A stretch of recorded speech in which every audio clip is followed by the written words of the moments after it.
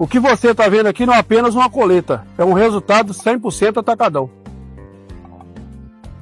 Estamos aqui na propriedade do Alex Azevedo, fazendo uma visita aqui na propriedade dele, que ele teve uma confiança muito grande na gente, colocou um produto aqui, o milho da Agroeste 1596, que é um produtaço.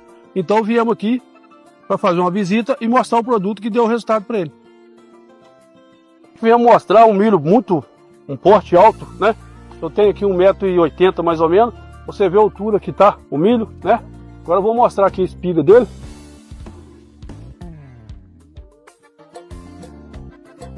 Alta produção. E vem para atacadão, que aqui é progresso.